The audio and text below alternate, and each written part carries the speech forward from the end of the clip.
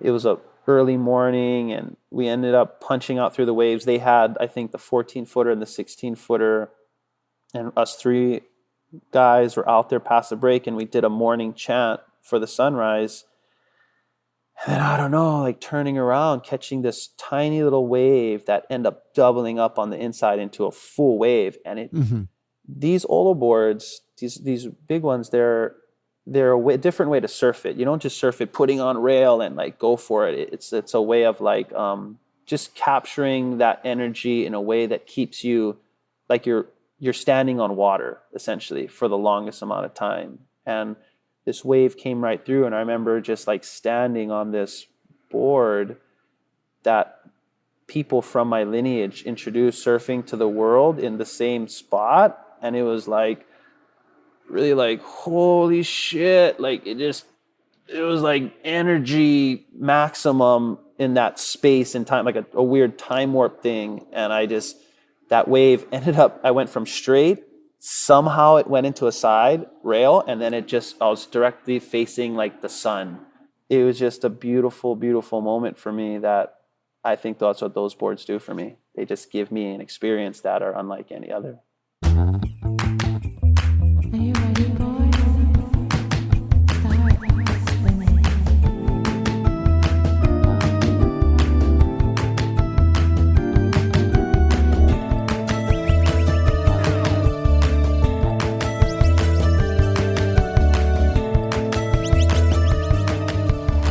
That's Cliff Kapono. I'm Jamie Brisick. This is Soundings, brought to you by the Surfer's Journal. The Journal is a member-supported publication made possible by sponsorship from FCS, Finisterre, Howler Brothers, Patagonia, Rainbow, Vans, and Yeti. More like a book than a magazine, the Journal delivers 136 pages of independent storytelling every 8 weeks, covering the people, culture, travel, and art of surfing. If you want to learn more, if you'd like to subscribe, please visit surfersjournal.com. Dr. Cliff Kapono is a PhD scientist, professional surfer, storyteller, Native Hawaiian, advocate for sustainability, journalist, and college professor. He grew up on the Big Island, where he presently resides. His dad is Native Hawaiian, and his family has been in the islands for 90 generations. Cliff's work melds ocean conservation with wave riding. One of his best-known projects is the Surfer Biome Project, where he studied the microbiome of surfers around the world.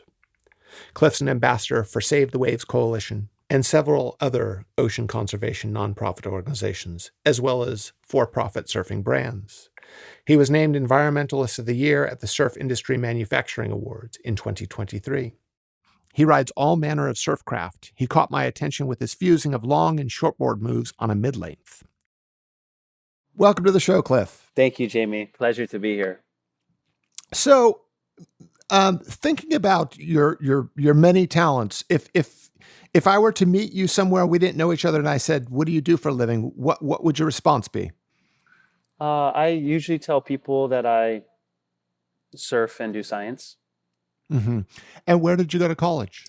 I ended up going to college at University of Hawaii at Manoa. So Okay. kind of in town on Oahu. And then I continued my graduate studies at the University of California, San Diego, and Scripps Institution of Oceanography in San Diego. And you got a PhD?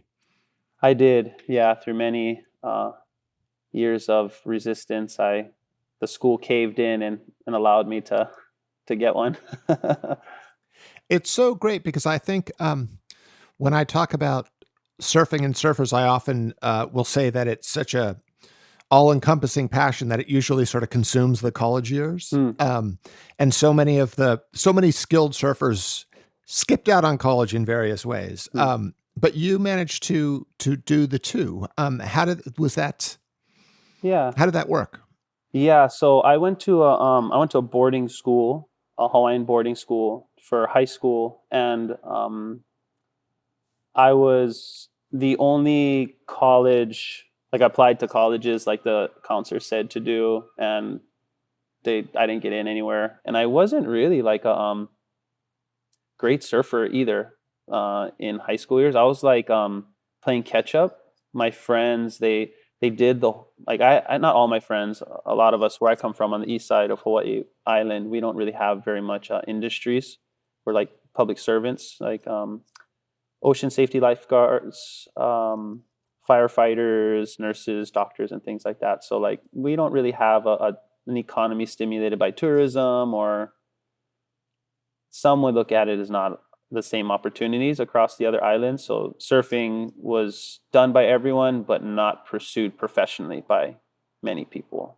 But my friends that did have a chance to go, they were going to nationals, like they were surfing with Clay and Dusty, and like they go up and surf against like the Gudangs and things like that. So like it was what I seen surfing, my peer group was like pretty gnarly, I would say. So for me, I felt like I was like the junkest one out of them for a long time, and which made me kind of really want surfing just to be just to hang with them. That was kind of more my thought of surfing. And when college came, I was like, okay, I'm not getting into college.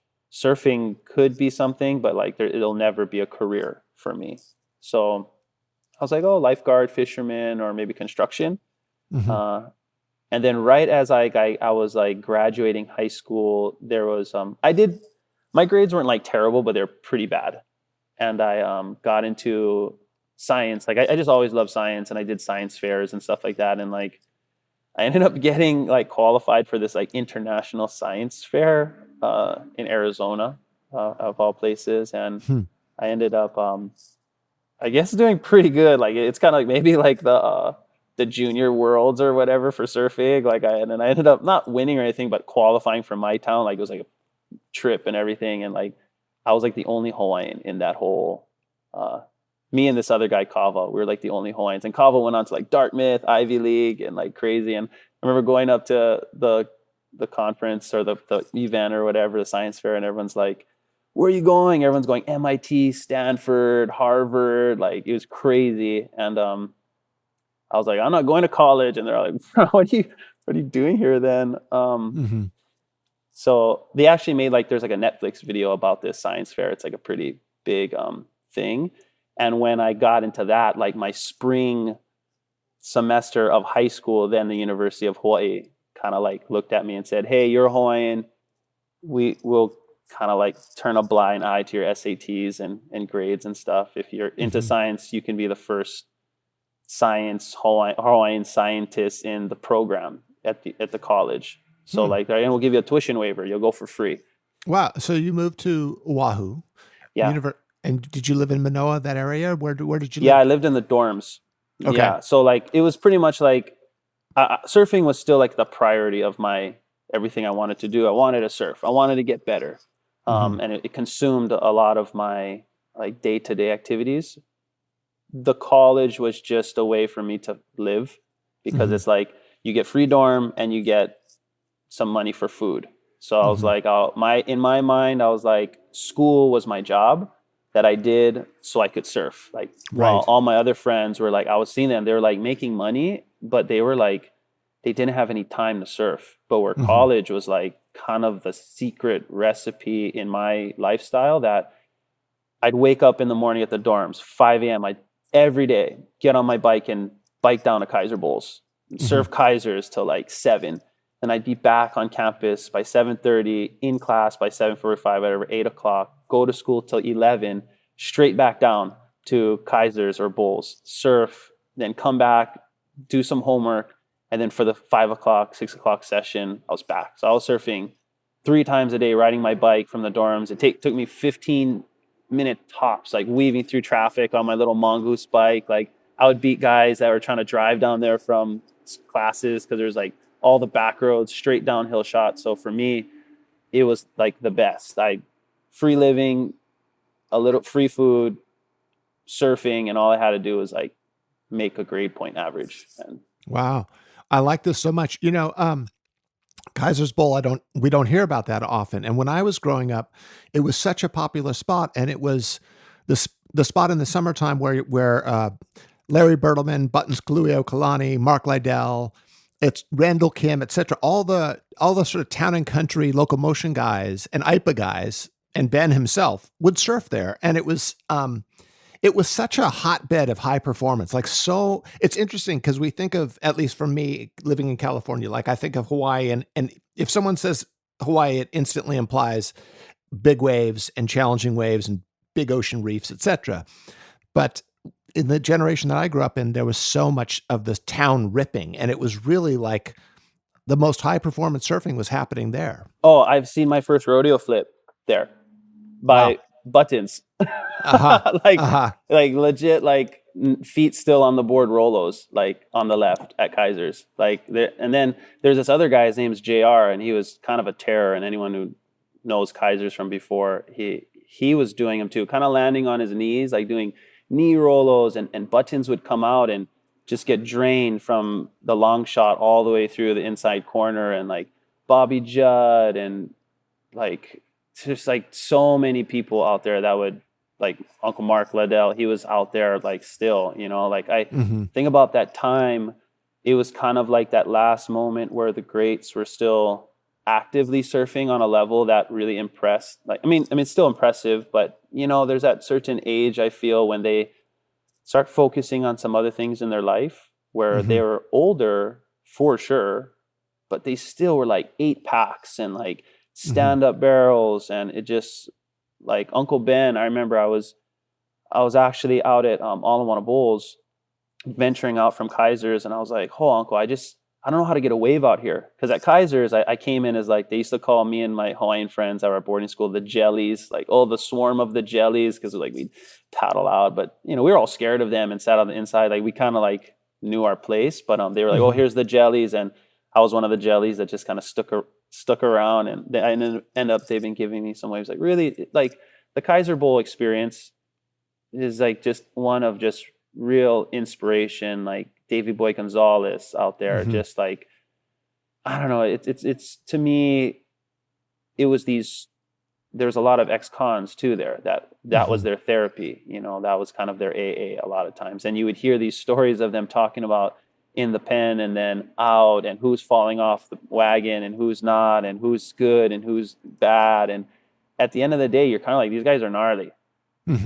Like Jay Adams out there, you know what I mean? Like, it's like, these are, and I didn't know who any of these people were outside of Kaiser Bowls, and it's just like, oh, that's the guy with the zipper tattoo on his head, like, oh, that's the guy that like was in jail for 20 years, but they're all cool because, I mean, I really don't know why they're cool to me, but they were cool. And I just would sit there and watch, because I'm like, this is incredible surfing that's happening right now in front of me. And surfing that I wasn't exposed to through my friends, because everyone was trying to do full rotations and, like layback snaps and things like that, where it was like a beautiful style with this extremeness that was happening out there at Kaiser's. And then I ended up going to Bulls, like, try to get some waves at Bulls on the bigger days, because Kaiser, like taps out at a certain size. And when the big swells would come, I remember going out and asking like Uncle Ben, just like, because he was like a Hawaiian uncle out there, and I'm just like, oh, I don't know how to get a wave. And he just was like, you gotta make your presence known. And that's all he ever said to me ever, from like the years of surfing with him. And like, he would have conversation with people, and I just like, come on, like, I know you're like the legend, like, tell me, like, how do I do this? And he just like, make your presence known. And like, oh man, that like wasn't really like my style. I like to be invisible almost, like in a way, like just go through life, just a part of the bigger picture. Like I didn't want to like be like flex the Hawaiian card, or like be like, I deserve, like, I just feel like, I don't know, in a weird way, I kind of felt like on the outside of that, and maybe it kind of like, not victim, but like more like I was the recipient of that, even as a Hawaiian. Like I know there's a narrative out there like, oh, Haole boy growing up in Hawaii getting beat up by the Hawaiians, and it was hard. And I know that's true. And there's Hawaiians that feel that too. Like there's someone that looks like me, grew up as like one of the only Hawaiians in school that were getting to fights with Hawaiians, you know, getting picked on by Hawaiians. Like it's like it's a little bit rougher, you know, in the islands, and it's not just from Haole, like the Haole people don't get it only, you know. It's hard, I think, as a kid trying to find your identity, especially when you know you look a certain way and you feel and think a certain way, but you're being told to say things and have ideas that come from really far away. And it's a very, the identity kind of confusion and frustration really clicks in. And yeah, it's hard. Like I got into issues at Bulls. Like I remember a Hawaiian, a really well-respected Hawaiian lifeguard from the west side of Oahu. I sprayed him and I didn't even see him. Like he was on the shoulder. I'm not the kind of guy, you know, there's people that like, they're pumping and there's a part to hit the wave and then they see you and they go to you to try to like spray you. Sure. It's like, that's their like, at least I did a move by spraying this guy. I always, even to this day, I still get it. And it little bit makes me feel like, come on, bro. Like hit the section. Don't try to spray me. But like, I guess I did that to this Hawaiian at Bulls, and he just started snapping on me. And I just was like, I have to fight this uncle right now. I was like 17, and I'm like, okay. And my good friend, Dwayne DeSoto, I had no boards, and he ended up giving me like an oxbow board, like a pop-out oxbow board, rubber fins. So like this gnarly Hawaiian was like trying to punch out my fins of my board, but my fins were like the shitty ones. So they were just bending. So he was getting more mad because he couldn't punch out my like plastic rubbery safe fins.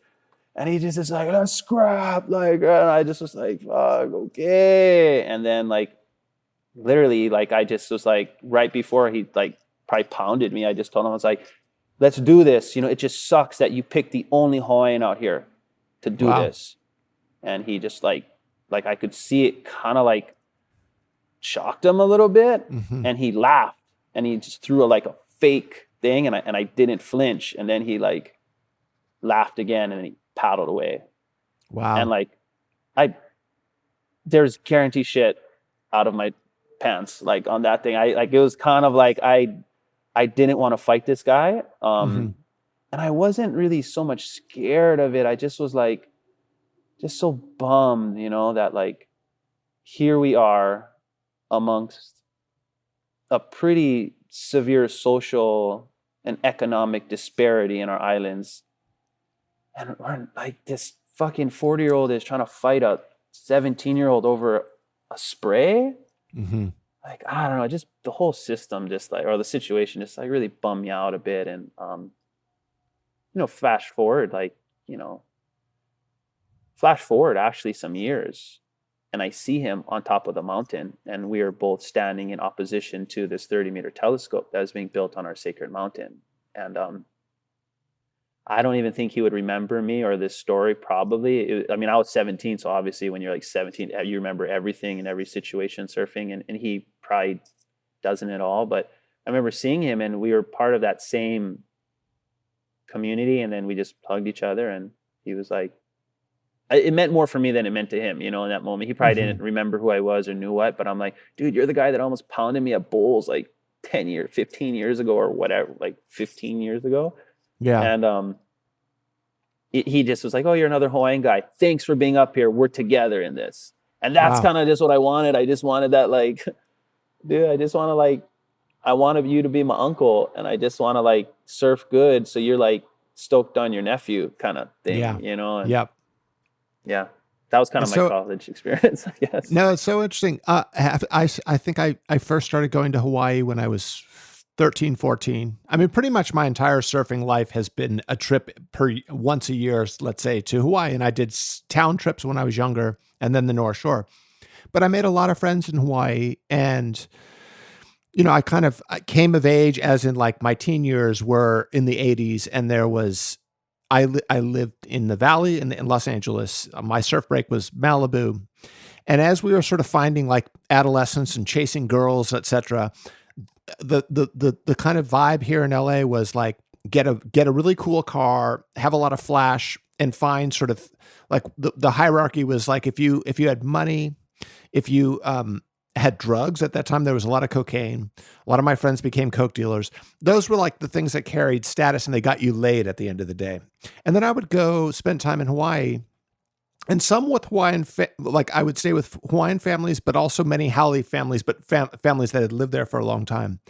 And the value system was so entirely different. And I would be, having dinner with 3 generations of a family. I was really close with Brock and Clark Little. I was really close with Todd and Jeannie Chesser. The Hill household up by Lonnie's, I would hang out there.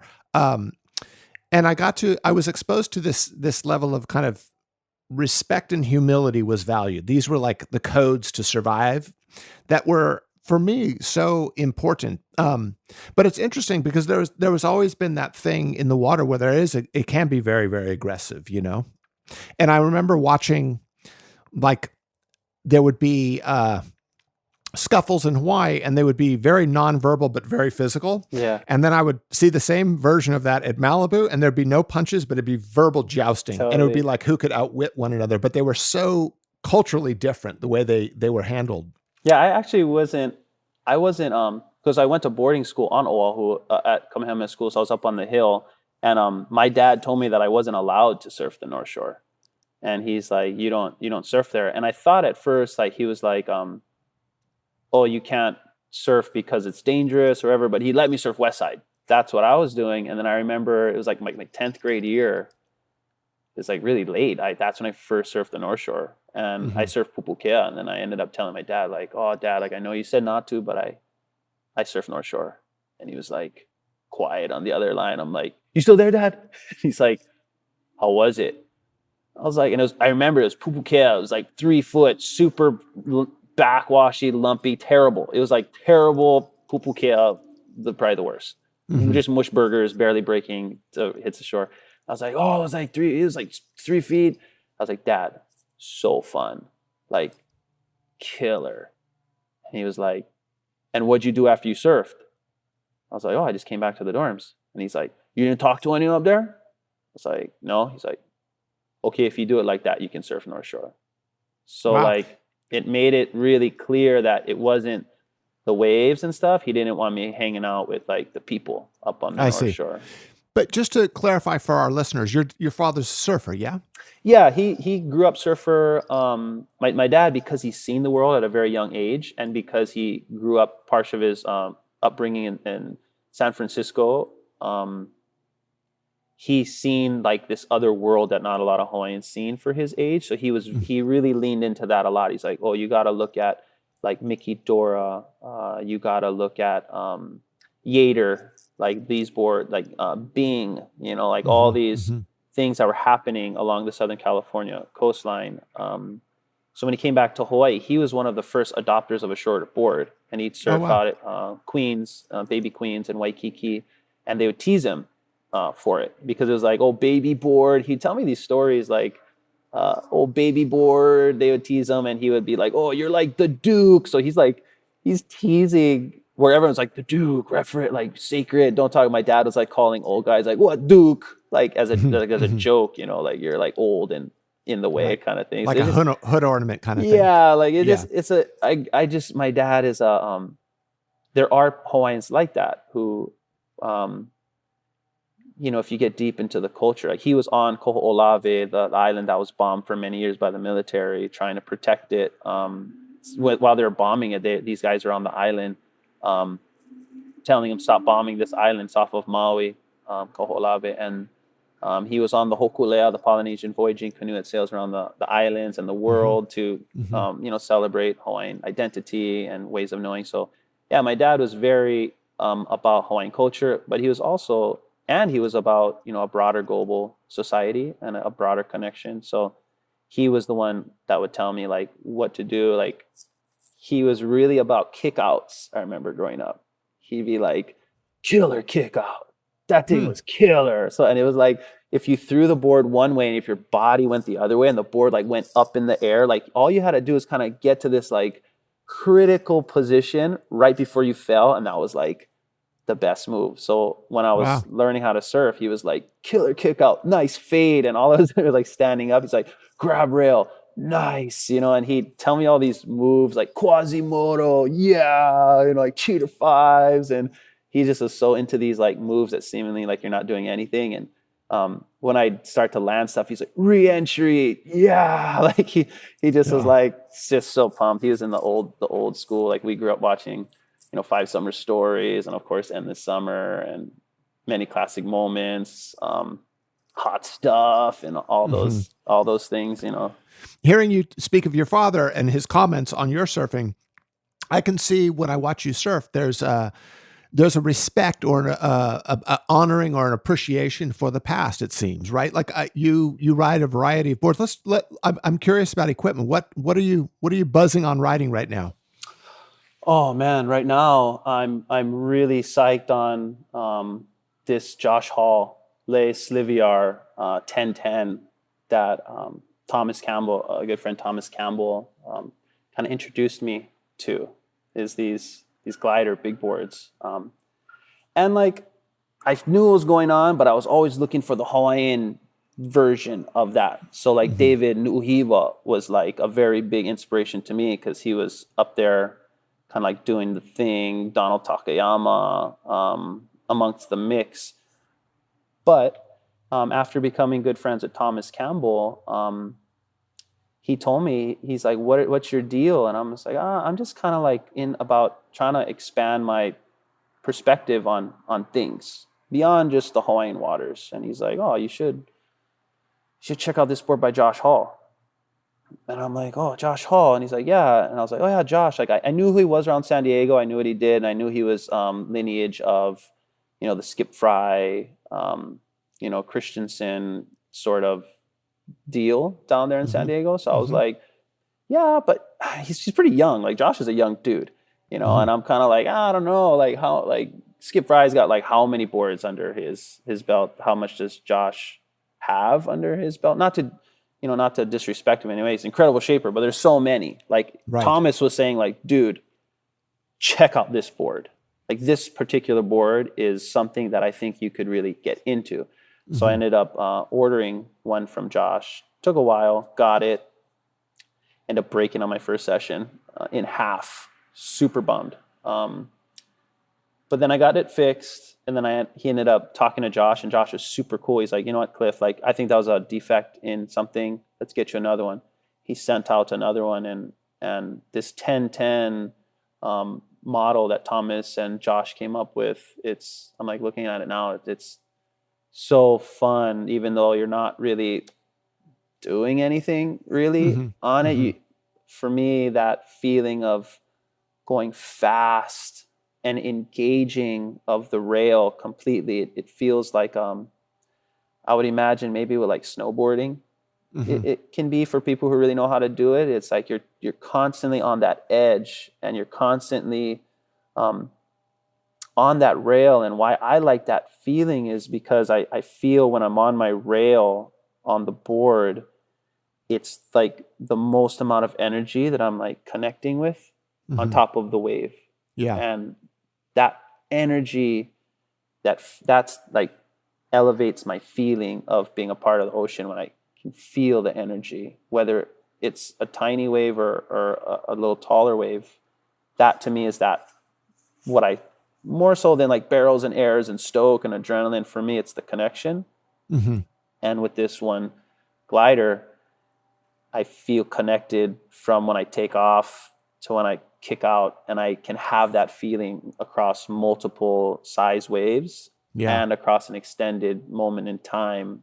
So yeah, glider, even though like, there's no nose riding, there's no airs, no barrels, but it's just that feeling that I really enjoy. And that's what I've been into lately, but relatively recent, I got into that game. And it's been really fun, and it's been really fulfilling. It would sound weird to like talk about a board that way, but it feels like fulfilled at the end of your session, that you didn't waste too much energy trying to find that connection, you just can find it relatively quickly from when you Yeah. paddle out to when Yep. you come in. It's like not a lot of wasting. It's really efficient, and Yes.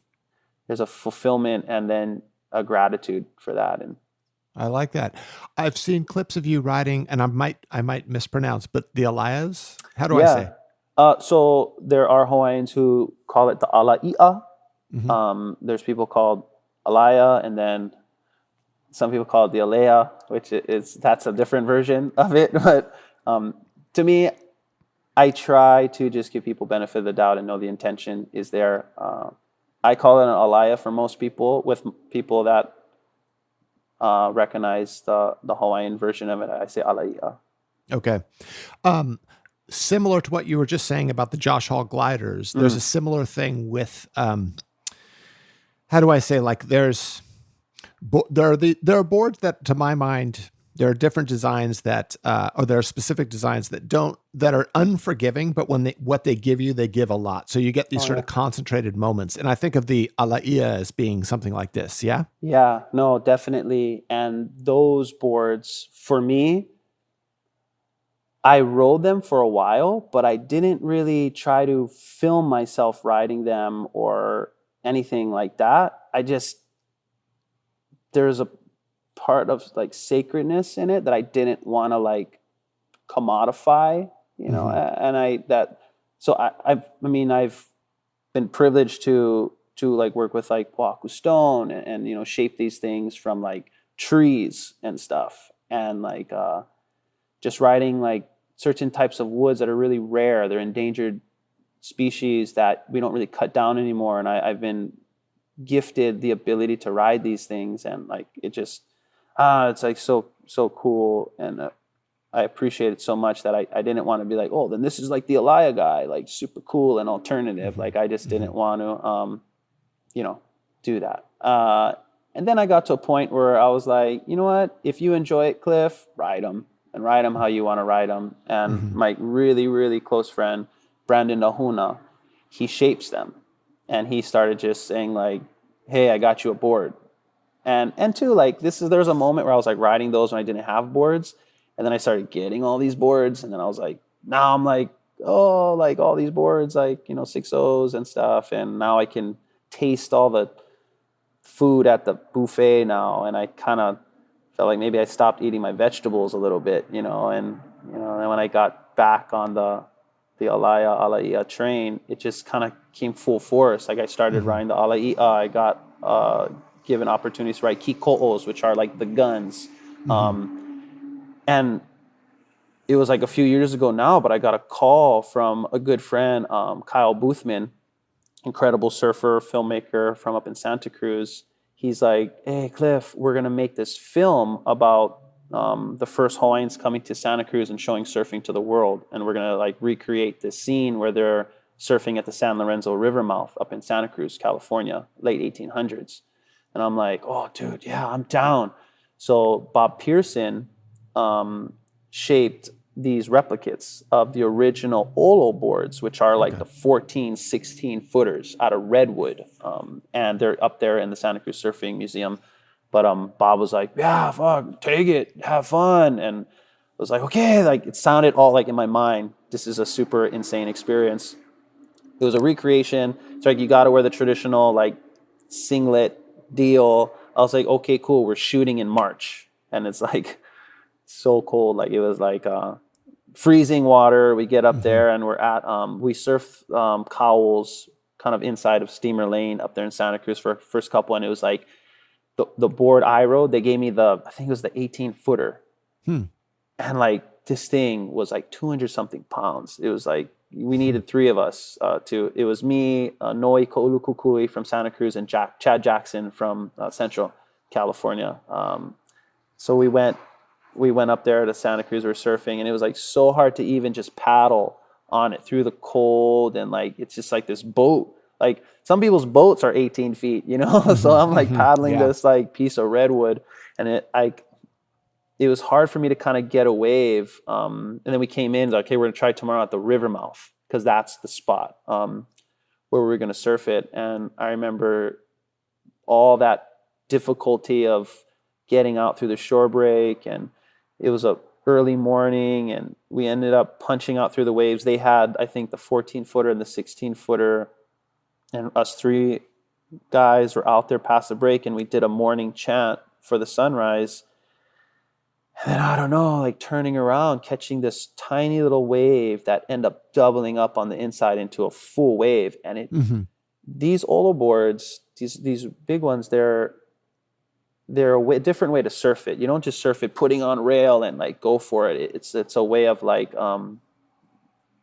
just capturing that energy in a way that keeps you like you're standing on water essentially for the longest amount of time. And this wave came right through, and I remember just like standing on this board that people from my lineage introduced surfing to the world in the same spot. And it was like really like, holy shit, like it was like energy maximum in that space and time, like a weird time warp thing. And that wave ended up, I went from straight, somehow it went into a side rail, and then I was directly facing like the sun. And I just was like, I don't know, like the music like in my mind. And I don't know, like it was just a beautiful, beautiful moment for me that I think that's what those boards do for me. They just give me an experience that are unlike any other. I like this. So many of the surfers we know around the world have it's not sort of in their bloodlines the way it is for you, right? And what you just described to me, to my mind, it's like you're riding a surfboard, you're out in this freezing Santa Cruz water, you're riding towards the sun, and you're connecting, and you're riding this specific board that's connecting you to your ancestry. You're sort of speaking back through history. What is that like? How does that imbue your daily surfing? Yeah, that's the part that I've been working on. And I feel it's like a lifelong effort, is to understand that surfing is important to many people. And that feeling of importance is not greater than someone else's feeling of importance. And I have to constantly remind myself. And I think it's work. It's not always easy. You know, when I see the people coming on wave storms that just want to get their wave to put it on Instagram or something like that, or say they went surfing, and then I know in a year time that wave storm is going to end up in our waste center, that we don't have enough place for all of our waste. Like it's like I know what's going to happen, or at least I have a confidence in what's going to happen because it's just happened so many times. And it's hard for me when I'm out there knowing that like this place is for everyone, and I need to be welcoming. But I do know those moments where I can just catch a small wave, like it does help me to feel a sense of identity. It really gives me more than just like I'm a surfer. It gives me like I'm a Hawaiian, and it gives me I'm a human. It's a really it's a deep connection that, instead of me saying my deep connection is greater than someone's shallow, I try to focus. I try. This is not always the case, but I would hope that people extend their connection on a like deeper level. You know, that's for me what being a Hawaiian surfer is more about. For me personally, my own journey. And I understand, like when I see people who are trying to keep it sacred, I get it because it means so much. Yeah, you know, it's such like a sacred thing to so many people that maybe there isn't quite an understanding of how to articulate it to people outside of our community, which brings in the frustration. So instead of trying to speak a way that is falling on deaf ears, it's almost easier just not say anything and keep them away. And we know a lot of people in the Hawaiian community that act this way, which, as much as people got to be compassionate towards people who are just trying to get a wave and just trying to enjoy the ocean and just trying to do that, I think those people, it would be cool if they could recognize that there's people that are hurting insanely from years of intergenerational trauma, of domestic violence, substance abuse across our world, that surfing aids in them. It keeps them around, you know, with us. And that's when, you know, I think if it becomes more two-way, like at Malibu, dude, we're all like one ocean. Cool. But that guy, he literally is like, he's got some demons that they're fighting. And it would be cool just to let that person just catch this wave and not deal with that person, because that might be the only thing that's keeping him around right now. Yeah. Yeah. What about growing up on Hilo? What was that like? Or growing up on the Big Island?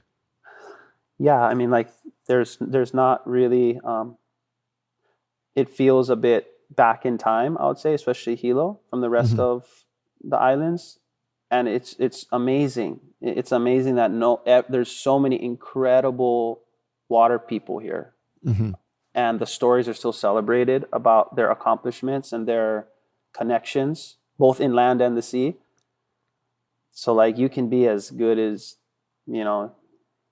the people from the other islands or from the continent in surfing, but if you're like a lame community member, you're automatically written off. So it comes down to being like, if you're cool, you're accepted a bit more and things flow a lot easier. And that's kind of, in my mind, the Hilo vibe is don't really get ahead of yourself, be a part of the community. Because we know we have adversities that come through and we're going to have to like band together pretty quickly, whether it's the volcano, whether it's development of forward interest, hurricanes, like, and obviously now like with the fires that are happening across like the other islands, like we've experienced those, not to this extent on Maui, but yeah, Hilo is more of a, it's just a place where I think your person is kind of counting more than your ability. And, in the waves are, I would say, they test you. The ocean and the water here test you pretty heavily. Like how bad do you really want to achieve a level of proficiency in the ocean given these conditions? Because it'll be very low energy to extreme energy in very dangerous situations. And, you grow up and the only people that really made it that you know about from the island are like Shane, Dorian. Shane Dorian, yeah. Like you see that, like that's the blueprint. Like he came out with a film called Blueprint. I remember seeing it when I was 14 at the theater, and I'm just like, that's the blueprint? Like, oh my God, like that's a lot. Because he's surfing waves on our island that are not waves. They're like, they're closeouts on, dry reef and like lava rock. And that's like the blueprints. It's a bit overwhelming, and it's easy for someone to be like, oh no, we have a few fun waves, river mouths and stuff. But if you really want to develop your ability, you're waiting for the winds, you're waiting for the swell and the tide, you're driving across the island. And even though the island is relatively small to like, say like a state in the continent, you'll drive all day for waves and you only have a slight window before the winds kick up. I see. So you're like, it reminds me a bit of like Central California or Pacific Northwest, where you're like really dialing in. And growing up pre kind of surfline stuff, you were kind of into it with like, oh, is the volcano going? There's fog in town or fog. Like, okay, that means the winds have turned. So like you shoot down an hour and you're just hoping that the winds stay off. And then when you get there, you're like, okay, it's like glassy. Is there swell? Yes, no. So you're almost just searching for conditions more than swell. And then you keep going on the conditions and one day you'll land on the swell. But sometimes the swell is huge. Like, it's like maxing and makes you really start to be ready. Like you have to just prepare a lot here. Yeah. And you live in Hilo now, yeah? Yeah. I moved home in 2018 after I completed my graduate studies in San Diego. And what are you studying now? What kind of research are you doing?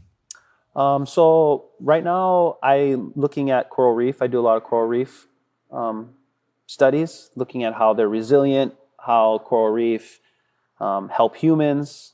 Recently, I've been really getting jazzed on how coral reef affects waves and how different parts of the reef translate to different parts of waves, whether it's like the mushy part of the wave or the more barreling part of the wave. And using a technology called photogrammetry, we go out and take photographs with just pretty normal DSLR cameras that we shoot surfing with. And we can, get a session, surf. Hey, let's get a quick run of the reef real quick. Take some photographs and do a quick little swath of the reef, and then I can come back and put into some computer programs and start to kind of see, hey, like what's the state of this reef? What are some important or interesting parts of the reef that I can chart down, you know, in my like little book with like swells and tides and stuff. I can be like, oh, reef, you know, X amount % coverage, like, oh, right where the barrel was, there was like this crazy ravine, and, you know, Wow. just little things in the notebook. So you can kind of like, you know, maybe when I'm diving on the Big Island on a nice day, I can be like, hey, this thing's got a similar reef. Now I just like, what was that swell? And I can kind of go back. So there's some Wow. self-interest in it. That's like another level of riding the indigenous boards, of like connecting with what's underneath you. Yeah. I may mispronounce it. Bathymetry, is that the bottom contours? Yeah. Right. Yeah. What a fascinating thing to, you know, go ride some waves and then go take pictures and study what you're riding over the top of. Yeah. I mean, it's a feeling too, because when you're on the wave, we think, oh, it's just us and the wave and the energy and the cosmos and all that kind of stuff. And you're like, oh, like you're the only one. But if you think about it, if you're riding over waves, like they're animals. Yeah. These reef, like they're little critters. And like when you're getting that insane barrel, you got like this little stadium of like these little animals that are like, yeah, like everyone is kind of feeling something in that moment. And to kind of like, to just think that you're the only person who enjoys a barrel, I mean, you can, but I like to think like the reef is digging it. There's probably some fish that are like, everyone is kind of, there's like a little reef party that's happening when you're kind of pulling into these barrels or catching these waves. Like for me, I like to think about it more holistically. And that's why I think the reef is like so fascinating. And, you know, part of me likes to believe that my research is, you know, understanding the resiliency across microbiome dynamics, or, you know, hydrology of energy getting pushed out reef systems, and, you know, protecting different ecosystems and burying the coast. Like I like to think using the fancy words that I'm helping the planet. But in reality, like science is a lifestyle for me that I've learned from college that has allowed me to still live a lifestyle fully immersed in the ocean. And it's less extractive, I believe, than just going out surfing and bailing. And that could be like, you know, like a sociopath type of thought process. Like I know it's still self-serving. I feel good learning about where I am and how I fit in this world. I hope it helps. I really want it to, you know, I don't want to seem like some savior of the reef or whatever, because I know I'm not. I'm just one human trying to experience something and identify with something and belong to something. And right now, in this moment in time, by surfing these waves and by learning more about all the organisms that are benefiting from the system, and then sharing that with people, it seems purposeful, at least this point in my eyes. It seems like it. It seems like a kind of perfect holistic connection, because I'm sure there are many people studying the reef who don't have the intimacy with the waves and the water the way you do. What should we know? Like I'm guessing, you know, most of the folks listening to the podcast will be surfers. What should we, as a surf tribe, what should we know that you've learned? What can you pass along to us? Well, I'm learning that there are these incredibly resilient reef systems across the world that, despite getting inundated with stress by humans, they're doing relatively good. And in places where there's less stress, they're doing really good. You know, it's not all like, you know, some say that 50% of the coral reef are going to disappear by 2050, and it's like our planet, like we're all going to die, and it's a crazy like extinction and stuff like that. And there's data that supports that. I want to give some data out there that shares there's some healthy stuff out there. And that's what I think the tribe should realize, that there are places worth protecting for sure. It's not just like all going to hell in a handbasket. Like there are reef and ecosystems and seamounts and all the things that seem super hippie, chain yourself to the tree. These people are just getting in the way of progress. Like, no, those things actually are like really important resources that will help improve progress and innovation in our life and society. So I guess the biggest take home for me is that there's things worth saving. And it may seem like, nah, the next hotel needs to be built, or, oh no, like the gas thing. It's just, that's how we are, that's how we operate. I mean, I would just encourage people that, like, as I know there's a lot of greenwashing, and I know there's a lot of like eco things passed around, and I know I'm a part of it. I'm like, I get sold as an eco surfer so all the time.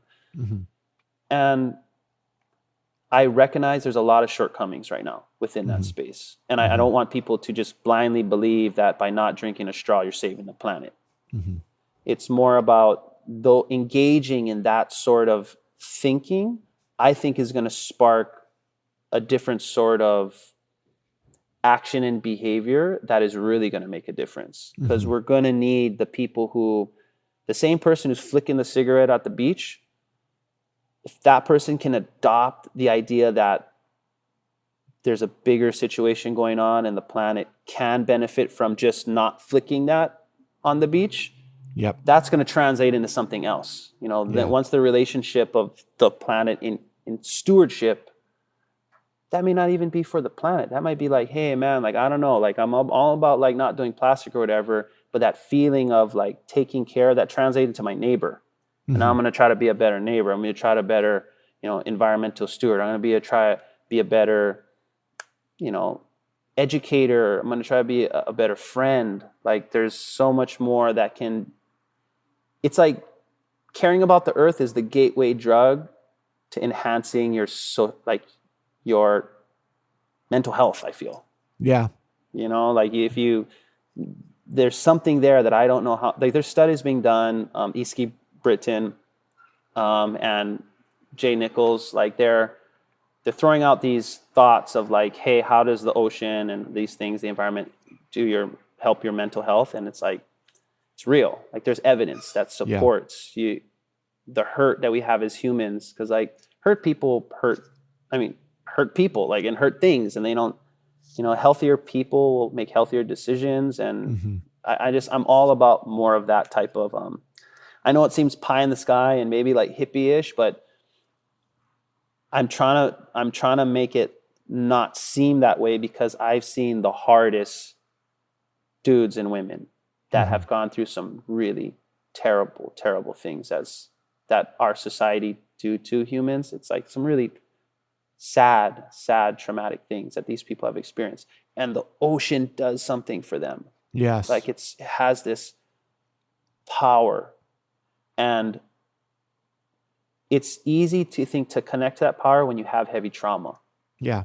But a lot of people, minimal traumas, like privileged people, they got a little bit traumas, and it's like, I don't know if they can just see it by just going into the ocean, because it becomes like desensitized. Like, oh, I always go to the ocean, but like whatever, chase chicks, hit the bottle, became an addict. Now I'm like messed up or whatever, like, or minimal, or a functioning, whatever, alcoholic or whatever. We have these people that are going through life with vices that maybe don't even know that if they just start wanting to take care of the planet, that's going to open up just these other doors in their life that I think I found, you know, that the ocean has not just helped me to like feel good. It's helped me understand more about who I am, understand more about what my identity is, in my culture, global, like Hawaiian culture, global culture. It's helped me to become a better scientist. Yeah. Like I've gotten these, not like it matters, like, but like those ego strokes or whatever for work that I've done that is derived from being a surfer who cares about the ocean. Like it's just, I don't know, maybe it's just a plug for some people, but for me, I truly believe that just by wanting to become a better steward in whatever capacity, it'll improve your life tremendously. So you've co-founded a lab in Hilo on the Big Island. Yeah. Tell me about this.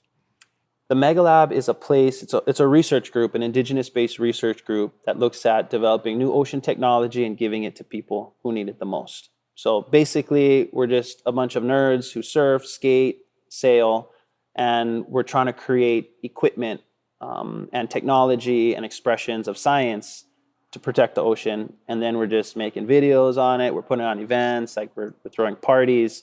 We write it in that language of like develop new technology, give it to the people who need it the most, as like our, when we got to get support, financial support, or we have to work with partnerships and stuff. But at the end of the day, it's just a bunch of surfers and skaters that really love surfing and being in the ocean. And we created a 4,000 square foot kind of like lab that we want people to come and see what it could look like to be a scientist.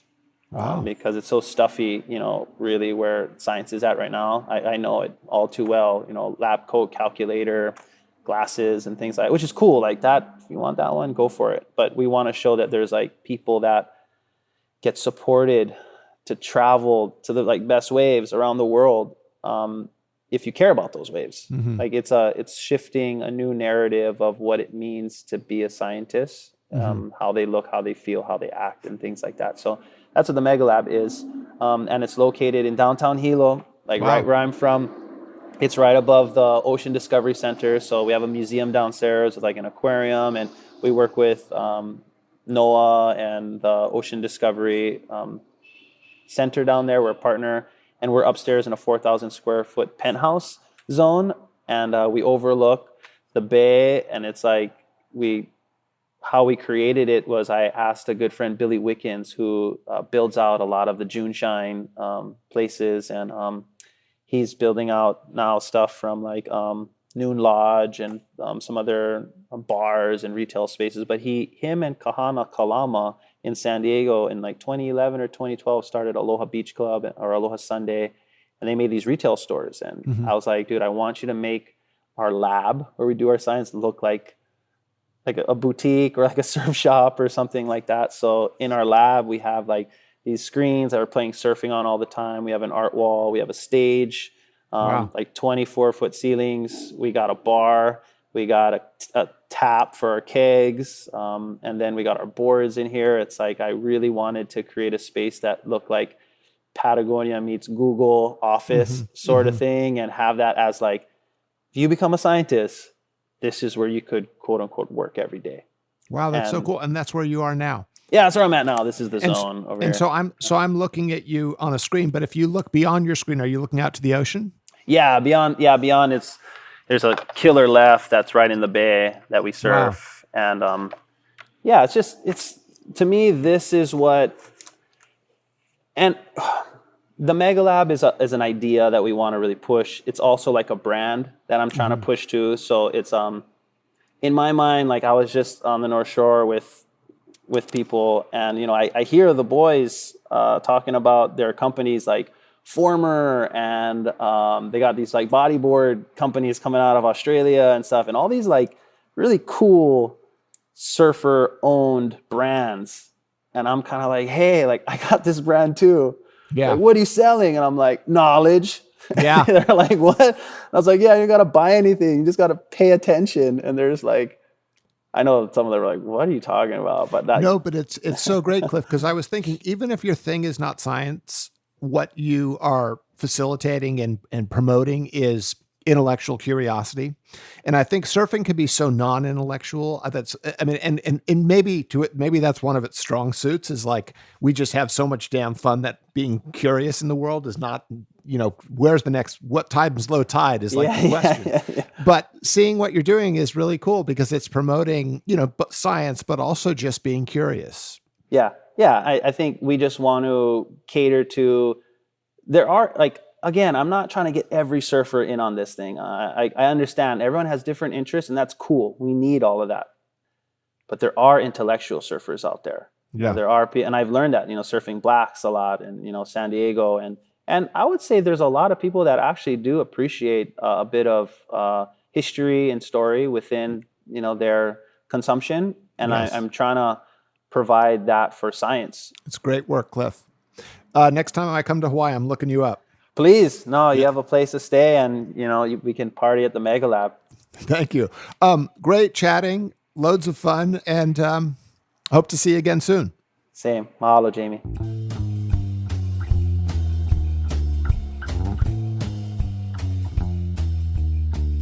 Soundings is produced by me, Jamie Brisick, and Jonathan Shiflett. You can find it on Apple Podcasts, Google Podcasts, Spotify, and YouTube. Our theme song is Give Me a Wave by Asuka Matsumiya and Pazlin Chanton. Soundings is brought to you by the Surfer's Journal, a reader-supported publication, made possible by sponsorship from FCS, Finisterre, Howler Brothers, Patagonia, Rainbow, Vans, and Yeti. The journal is published bi-monthly. If you haven't done so already, I encourage you to visit surfersjournal.com and subscribe. Thank you so much for listening to Soundings. We appreciate you, and until next time.